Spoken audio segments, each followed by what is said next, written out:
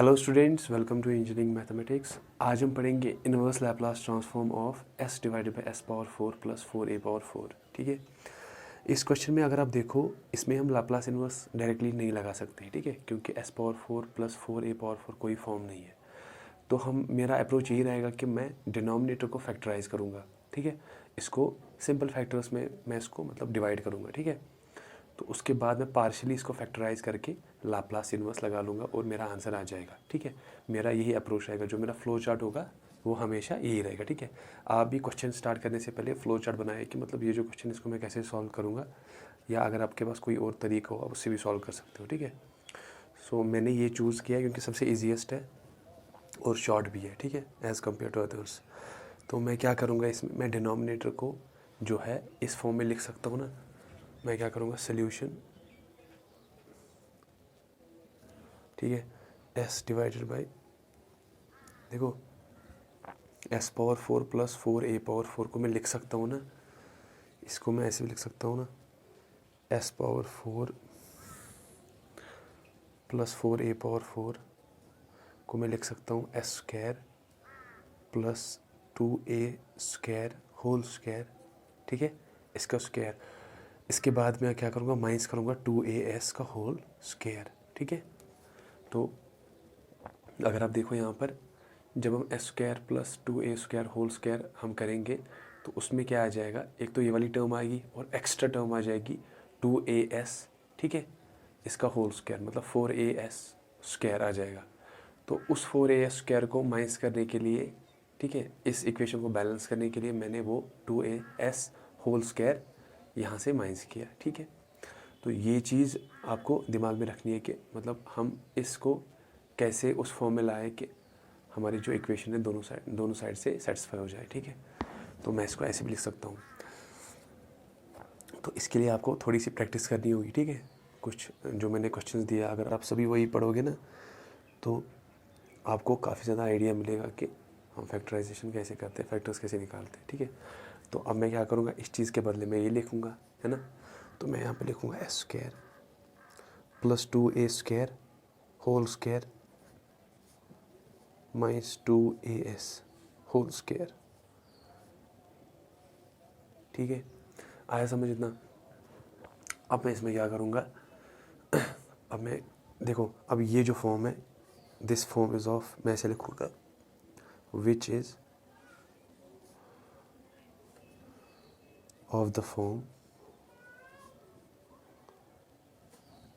Of A square plus B square, A square minus B square is equal to A minus B into A plus B. ठीक है, देखो ये चीज़ हमने जो बनाई है यहाँ पे, this is of the form of A square minus B square. इसके बदले मैं लिख सकता हूँ ना, A minus B into A plus B.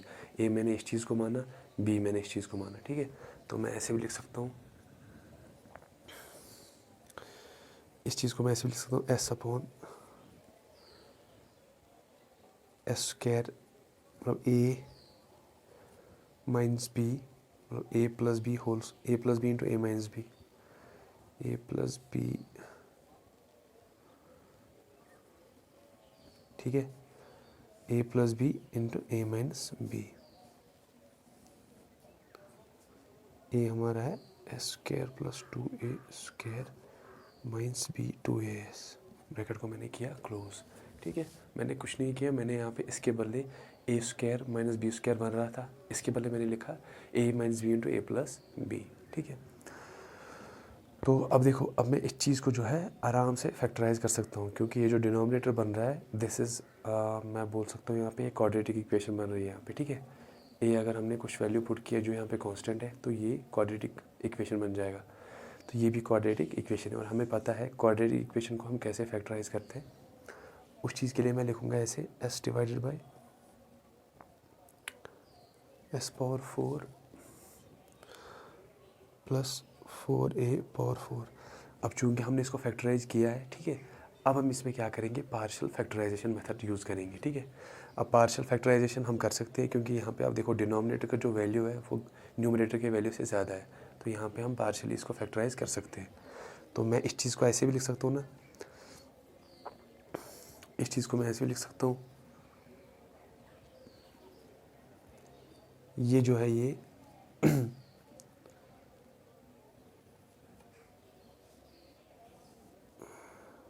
ठीक है। अब मैं क्या करूँगा, यहाँ पे मैं लिखूँगा S square plus 2a² plus 2as, और यहाँ पे मैं लिखूँगा S square plus 2a² minus 2as। ठीक है इतना। अब आपको पता है जब भी हम पार्शियली फैक्टराइज करते हैं किसी चीज़ को, या ठीक है किसी पॉलिनोमियल को हम पार्शियली फैक्टराइज करते हैं, उसमें हम क्या करते हैं, अगर डिनोमिनेटर में क्वाड्रेटिक इक्वेशन हो तो हम न्यूमरेटर में as प्लस बी फॉर्म में लिखते हैं। अब चूंकि यहाँ पे दो क्वाड्रेटिक इक्वेशंस है या क्वाड्रेटिक पॉलिनोमियल्स है, तो यहाँ पे आ जाएगा cs प्लस डी। अगर यहाँ पे क्वाड्रेटिक नहीं होता, सिंपल पॉलिनोमियल होता ऑफ 1 डिग्री, तो यहाँ पे हम ए बी लगाते हैं। ठीक है। अब चूंकि क्वाड्रेटिक है, हाईएस्ट पावर 2 है यहाँ पे, है ना, यहाँ पे भी हाईएस्ट पावर 2 है, तो हमने ए एस प्लस बी और सी एस प्लस डी वाली फॉर्म लगाई। ठीक है। कोई भी क्वाड्रेटिक इक्वेशन हो, इसको यही फॉर्म लगेगी। ठीक है। तो ये तो हो गया आसान। इस चीज़ को मैं मानूंगा इक्वेशन 1। ठीक है। अब मैं क्या करूँगा यहाँ पर देखो, मुझे S power 4 plus 4a power 4 का वैल्यू पता है, वो कितना है, S square plus 2a² plus 2as divided by S square plus 2a² minus 2a, ये इसकी वैल्यू है ना। मैं क्या करूँगा, मैं इस चीज़ को, इस वैल्यू को मैं एलिमिनेट करूँगा। मैं दोनों साइड से S square plus 2a² plus 2as into S square plus 2a² minus 2as से मल्टीप्लाई करूँगा। जब मैं ऐसा करूँगा, मैं ऐसे लिखूँगा multiplying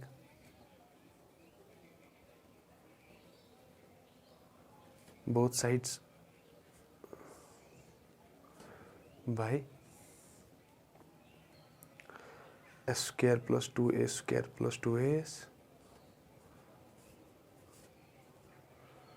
S square plus 2a² minus 2as।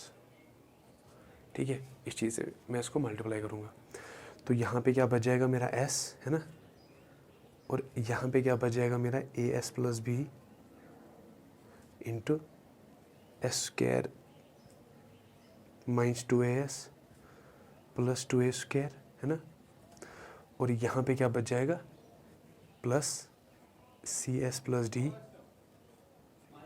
Into S square plus 2a² plus 2as plus 2a²। यही आएगा ना, है ना, आसान यहाँ तक। अब यहाँ पे हम क्या करेंगे, देखो यहाँ पे मैं s की वैल्यू कुछ नहीं पुट कर सकता हूँ जिससे मुझे a और b की वैल्यू मिल जाए। तो मैं इसमें क्या करूँगा, मैं इसमें दोनों साइड को क्या करूँगा, मैं इसको कंपेयर करूँगा। उससे पहले मैं इसे थोड़ा सा यहाँ पे सिंप्लीफाई करूँगा। तो इस चीज़ को सिंप्लीफाई करने के बाद मेरा s आ जाता है दिस। ठीक है। यहाँ पे कुछ नहीं करना है, सिंपल मल्टीप्लिकेशन यहाँ पे करना है। ठीक है। as को हर एक टर्म से मल्टीप्लाई करना है, उसके बाद b को हर एक टर्म से, उसके साथ साथ ही cs को भी हर एक टर्म से मल्टीप्लाई करना है, और d को हर एक टर्म से। तो हमारा ये आ जाता है। ठीक है। उसके बाद हम क्या करेंगे, s और एस क्यूब के जो कोफिशिएंट्स है, एस स्क्वायर के जो कोफिशिएंट्स है, एस के जो कोफिशिएंट्स है और हमारे कॉन्स्टेंट्स है, उनको मैं अलग करूँगा। ठीक है। मैंने ऐसे किया, एस क्यूब का जो कोफिशिएंट है ए और सी, यहाँ पे देखो यहाँ पे ए है, ठीक है, और एस क्यूब का जो कोफिशिएंट यहाँ पे सी है, तो इस चीज़ को मैंने अलग किया। एस क्यूब जो है मैंने कॉमन निकाला और बचा ए और सी। इसके साथ साथ ही मैंने क्या किया, एस स्क्वायर जो है इसके कोफिशिएंट्स मैंने अलग किए, फिर मैंने एस के कोफिशिएंट्स अलग किए, और उसके बाद जो कॉन्स्टेंट्स रहते हैं वो मैंने अलग कर दिए। ठीक है। यहाँ तक आसान है। ठीक है। अब मैं दूसरा पेज लेता हूँ।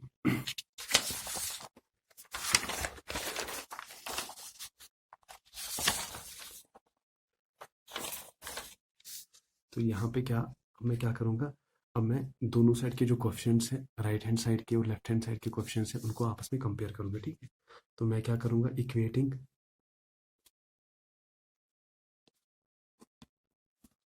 कोफिशिएंट्स ऑफ एस, ठीक है, ऑन बोथ साइड्स।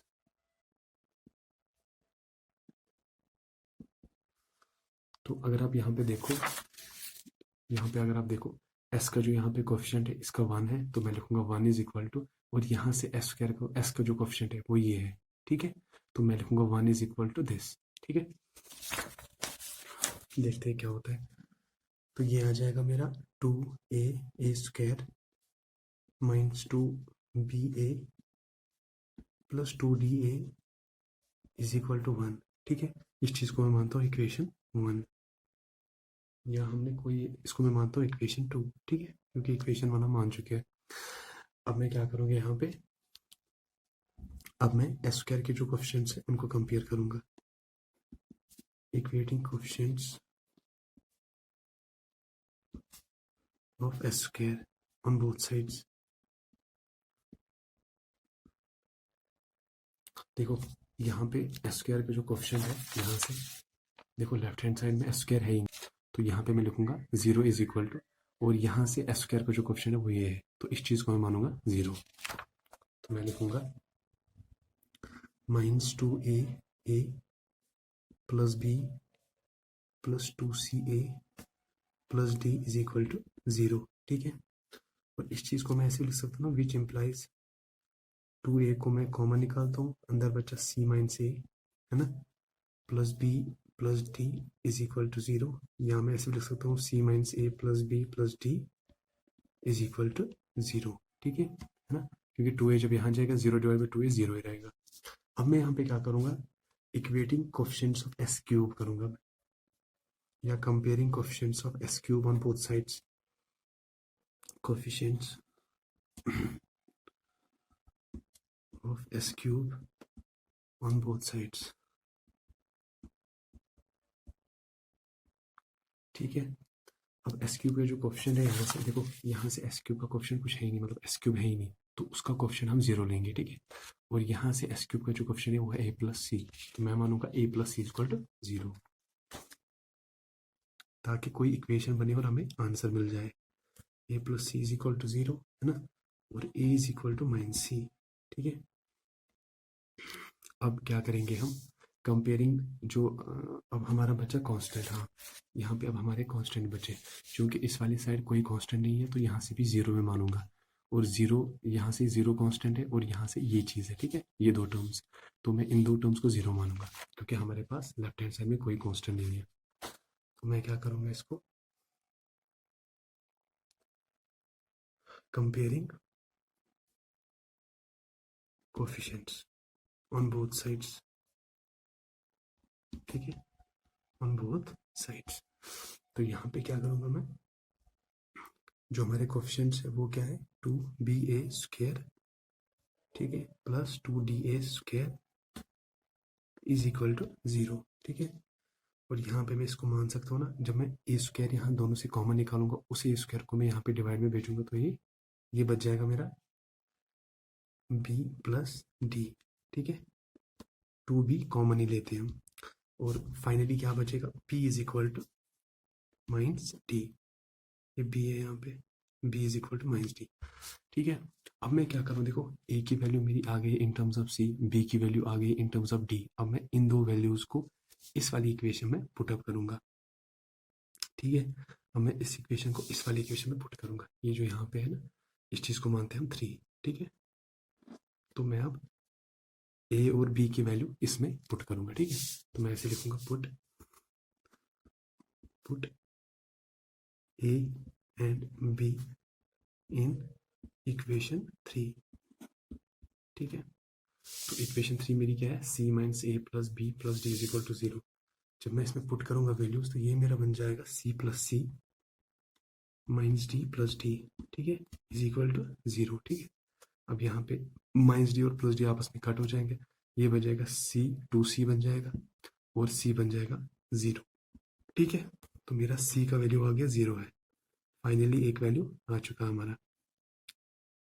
जब मैं c का वैल्यू 0 यहाँ पे आ गया मेरा, यहाँ पे a की वैल्यू फिर क्या होगी, देखो यहाँ से c की वैल्यू 0 आ गई, a की वैल्यू भी 0 होगी, which implies a is also equal to 0। ठीक है, a is also equal to 0। अब हमारे दो आ गए। ठीक है, माइनस 0 भी 0 ही होता है, तो क्या होगा, यहाँ पे c भी आ गया, a भी आ गया हमारा। ठीक है, अब मैं क्या करूँगा, इन दो वैल्यूज़ को मैं किस इक्वेशन में पुट करूँगा, जो हमारी पहली इक्वेशन है, इक्वेशन नंबर 2। तो मैं लिखूँगा इसे put values of a and c in equation 2। ठीक है, जब मैं इसको इक्वेशन 2 में पुट करूँगा, तो ये मेरा बन जाएगा यहाँ पे -2 minus D a plus 2da is equal to 1।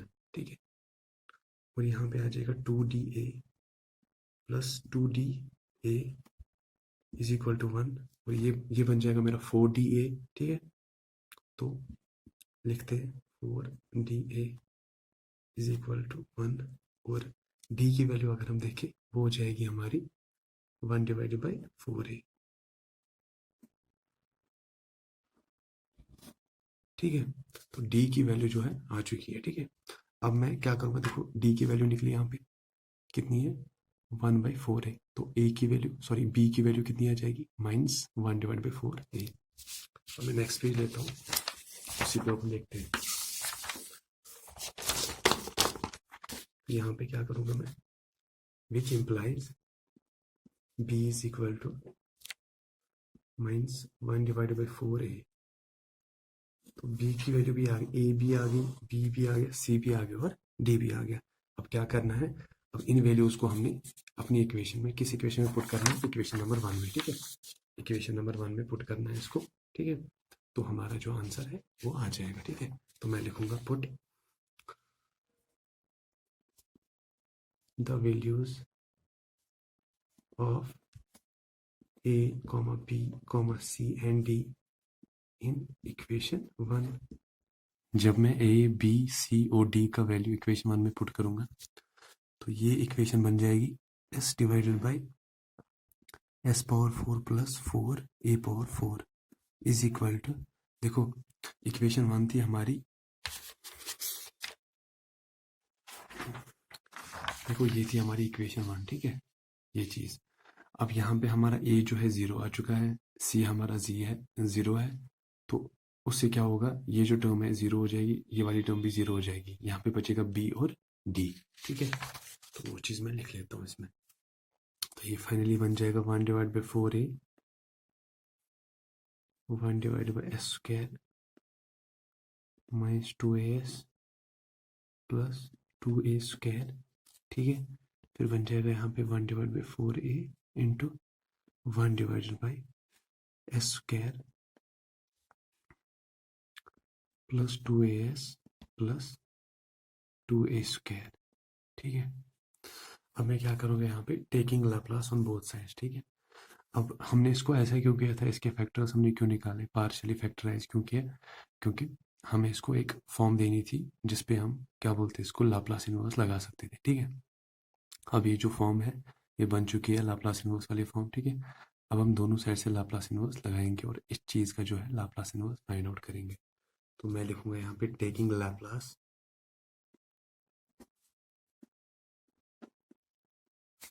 On both sides.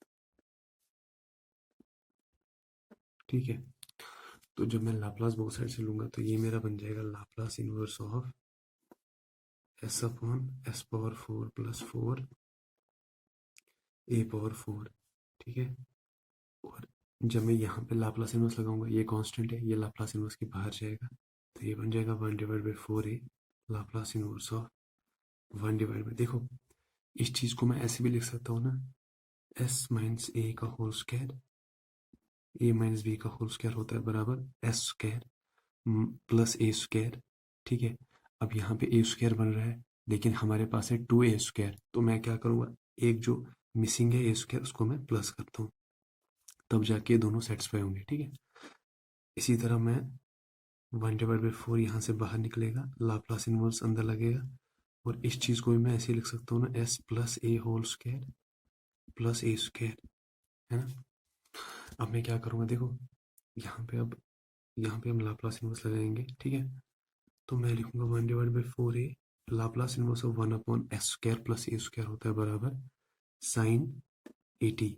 ठीक है, डिवाइडेड बाई a। और देखो यहाँ पे अगर 1/s² प्लस a² होता तो साइन 80 डिवाइड बाई a होता, पर यहाँ पे s के साथ माइनस a है, तो इसका मतलब है हमारे साइन के साथ एक और फंक्शन मल्टीप्लाइड है जो हमारे s को माइनस a बना रहा है। ठीक है, तो वो वाली फंक्शन होगी e⁻80। ठीक है, तो e⁻80 माइनस 1/4A, यहाँ पे भी ऐसे ही हो रहा है, 1/s² प्लस a², पहले हम वही लिखेंगे, वो होता है बराबर साइन 80 डिवाइडेड बाई a। अब यहाँ पे हमारे s के साथ यहाँ पे प्लस a भी है। ठीक है, तो इसका मतलब है इस s साइन 80 के साथ एक और फंक्शन मल्टीप्लाइड होगी जो s को प्लस ए बना रहा है, ठीक है, तो वो फंक्शन होगी e power minus A T, ठीक है। अब देखो यहाँ पे 1/4 है, साइन 80/a कॉमन है, ठीक है, यहाँ पे भी इस टर्म में भी है, तो इस चीज़ को हम बाहर निकालते हैं। 1/4 a को मैंने बाहर निकाला। अब ये जो a है ये भी बाहर जाएगा कॉमन के साथ, तो ये इस a के साथ स्क्वायर बनाएगा, ठीक है, और यहाँ पे हमने कॉमन लिया साइन 80। इतना है समझ में।